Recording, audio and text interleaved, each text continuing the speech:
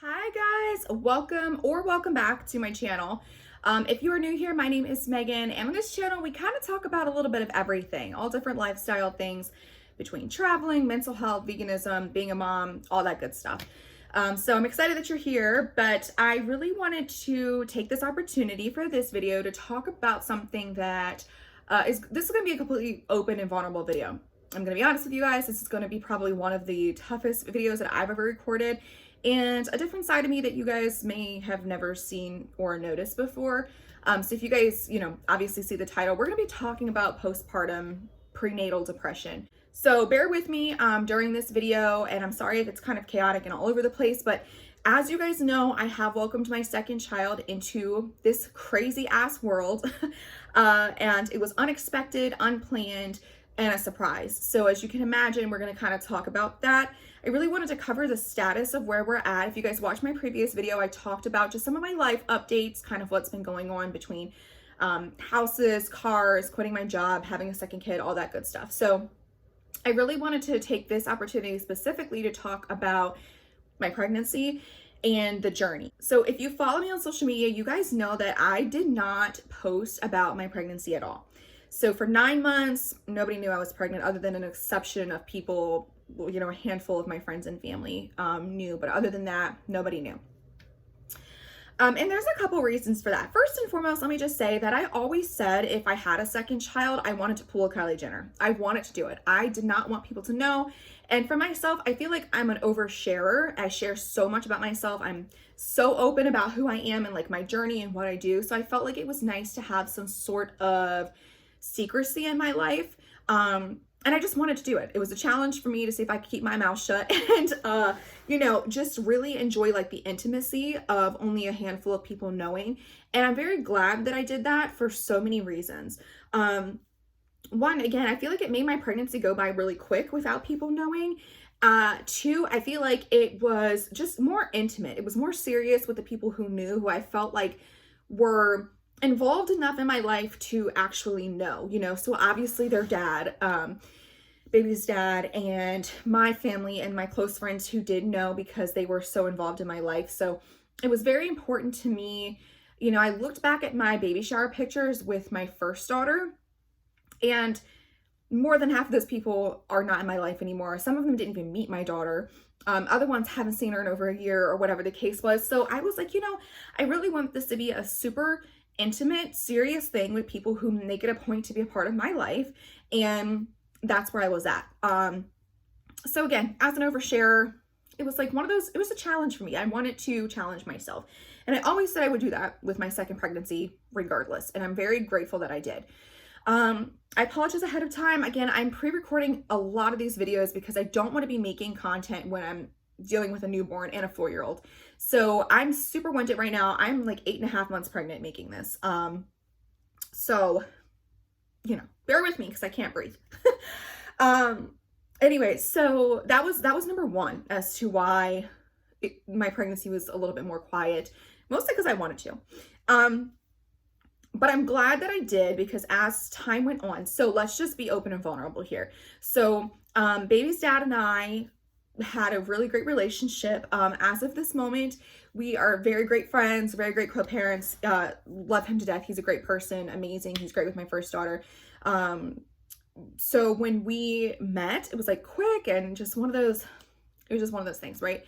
And neither one of us I didn't want more kids. If you know me, growing up, I was like, I'm gonna have 12 kids. I want tons of kids.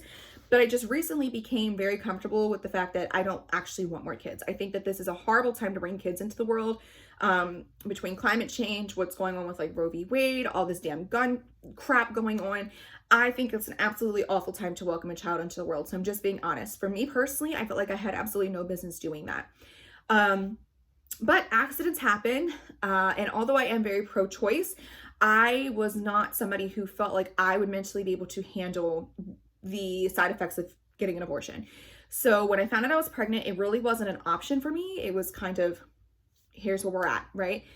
So from the day I found out I was pregnant until probably coming close on 8 months now, like 7.5, 8 months, I was absolutely bitter, angry, resentful, upset, depressed, every emotion that I could possibly have felt, and some that, you know, I've never felt before.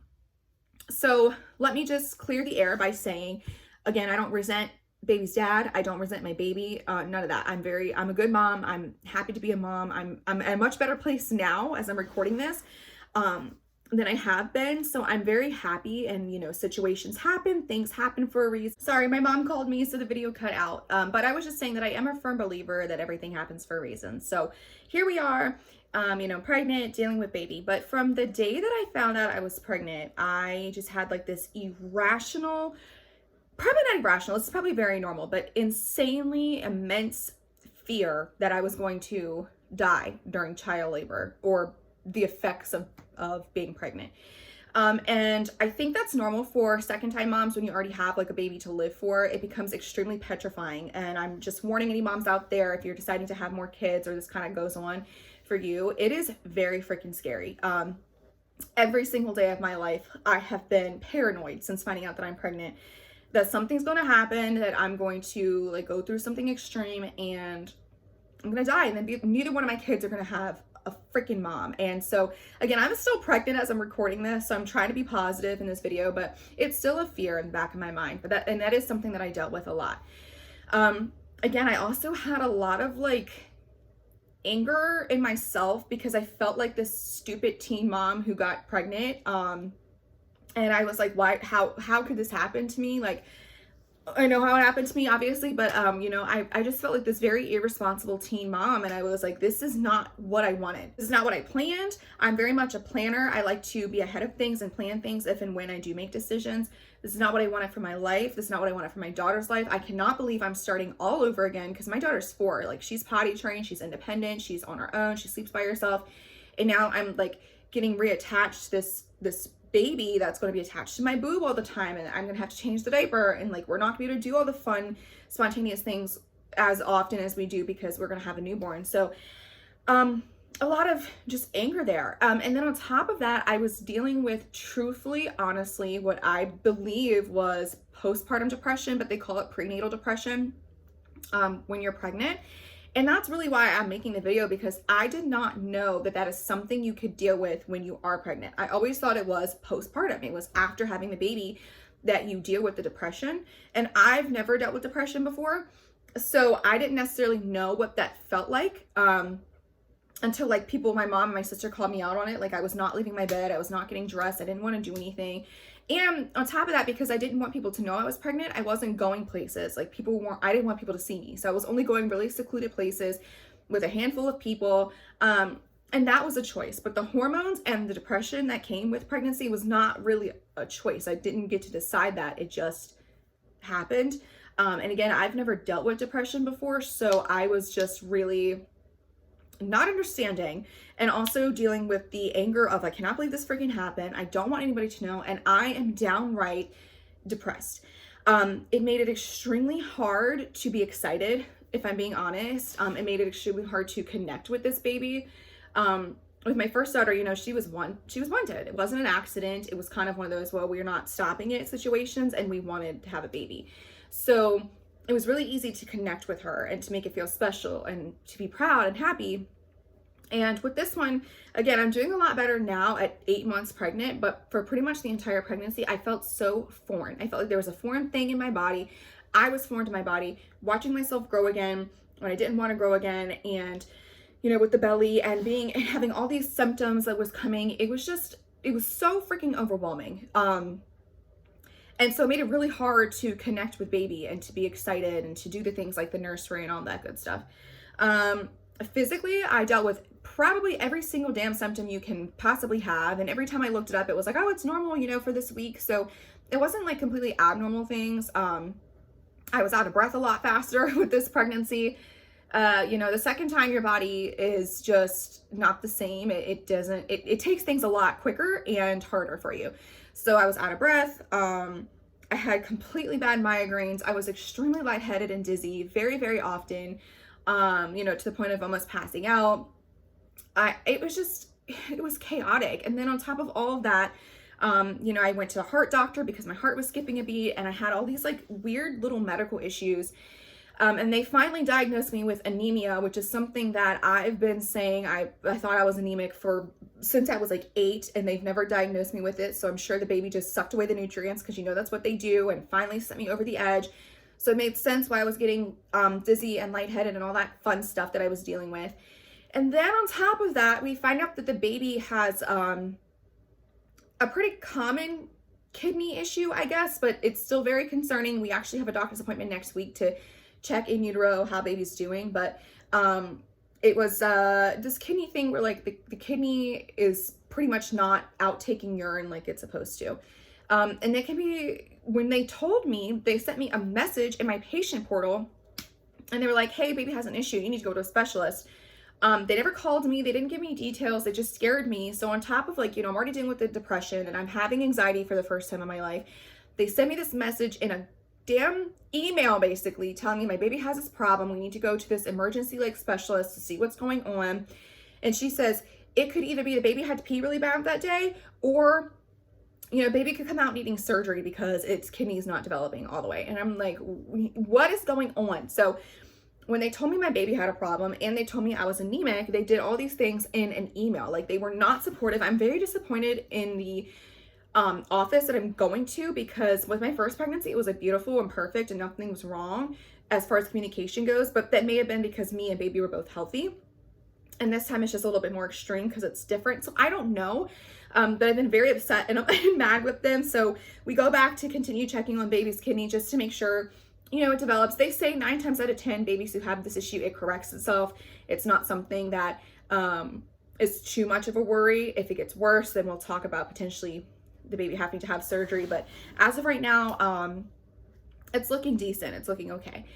So, I'm dealing with hormones through the roof. I'm dealing with still trying to be a mom to my 4-year-old. The baby has medical issues. I'm having all these physical and mental issues and stuff. And it was just so overwhelming. It has been extremely overwhelming. And when I say dealing with postpartum depression, again, anybody who deals with depression, what that is. And I've never dealt with that. I was in a very dark place, like extremely dark, paranoid, anxious, worried, sad, depressed all the time, literally all the time.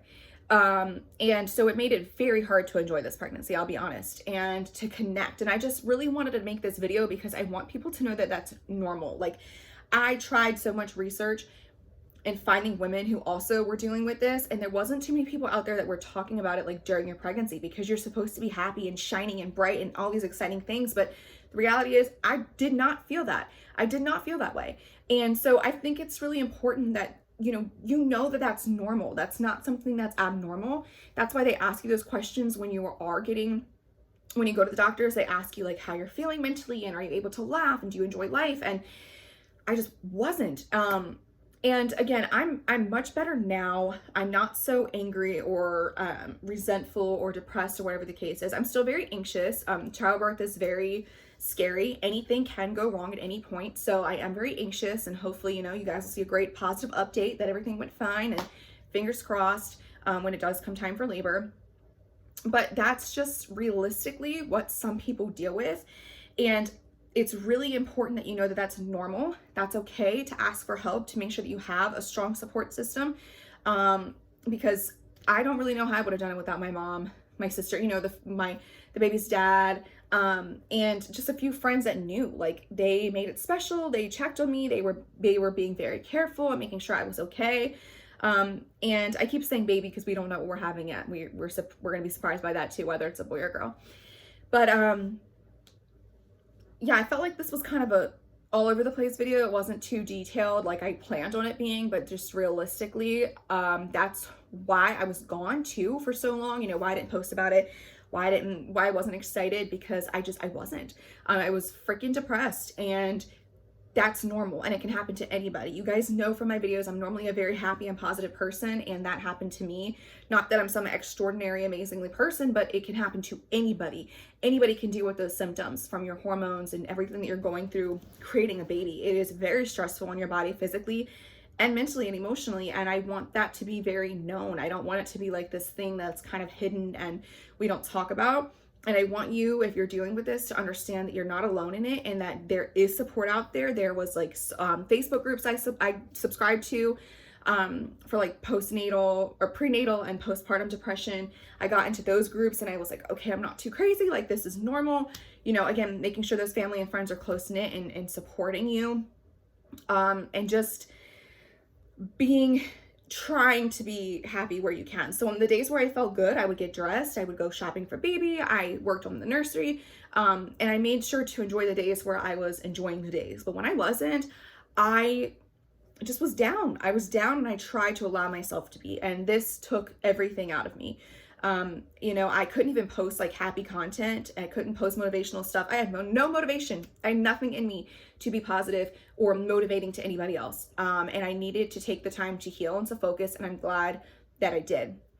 That was a big reason why I did quit my job, like I talked about in the last videos, because the management there was so bad and I was already dealing with so much mentally, internally. I couldn't handle outside factors coming in. So I'm very lucky and blessed that I was able to quit my job and spend these last couple of months just healing and trying to be excited and getting happy and stuff like that again. So yeah, I didn't cry this video. I thought I was going to cry, but I really just wanted to be honest and let you guys know, like, here's the reality of what can happen and what did happen during a pregnancy. And it's scary. It's very scary, especially if you've never dealt with something like that. So I just really want it to be one of those things where, you know you're not alone, and that you know how important it is to make sure you get the support that you need, to make sure that you can not only be happy, but be healthy for yourself and for the baby, because you are growing a baby and it's important. I do believe that our babies kind of feel our emotions. So I'm happy this last month I've been able to kind of be happier again and be able to connect and hopefully make some room for goodness in this baby, since it's been very chaotic and different than it was with my first pregnancy. So yeah, I think that's pretty much the gist of the video. As it stands, like I said, I'm doing better. My daughter is very excited for a sibling, another sibling, because her dad does have a daughter. So we're really excited for that. She's been making it really a lot better because of how happy she is. It's been nice. The baby's dad and I, like I said, we're great friends. We're great. Like, our relationship, he's my best friend as far as that goes, is as good as it can be, you know, in these situations. So, you know, shout out to him because he's wonderful and he's going to be a great dad. And I can't wait to see him be a dad, especially because of how he is with my first daughter. He's just wonderful. He's a great person through and through, regardless of like romantic status, whatever that looks like. So, even with that, he's been an amazing support system, and I'm just very grateful and blessed to have the people that I do have in my life and to kind of be able to readjust and just get excited again, you know, and get excited finally, I should say, for everything that's coming, because it is an adjustment and new things happen every day. And so I'm excited to be, you know, supported and loved and cared for in this way, so we can make sure we have a healthy and happy delivery and just life going forward. But I hope that this video just kind of opened up a window for you guys to see, one, where I've been, two, a different side of somebody who you may look at as like a really happy, positive, bright person all the time, because again, it can happen and it may happen to anybody. And three, I hope that this helps somebody out there, if you're experiencing it, to understand that you're just not alone. And this is completely normal. It's not your fault. There's nothing you can really do about it. You just have to go through the motions, get the right support, make sure you're talking to your doctor and doing the appropriate things that you can to get back to your normal, happy, healthy self. But yeah, that's why I wanted to make the video. I just wanted to be vulnerable and let you guys know what's been going on, why I haven't been so positive and jumpy, and where I've been. And hopefully provide support for another woman who may unfortunately be dealing with this shit, because it was no joke. And I understand how lonely and upsetting and crazy it can be. And then you feel like a bad mom because you're not excited and you're not happy, and you know, it's just a lot to deal with. So if you are going through it, please, please, please seek support, seek help. Even if it's, you want to message me or talk to me about it, I'm here as a listening ear. Again, I hope this video helped clear the air, kind of give some understanding and comfort if you are going through it. As always, I love you guys. Thanks for sticking tuned to the very end of this video, and more content to come. Love you.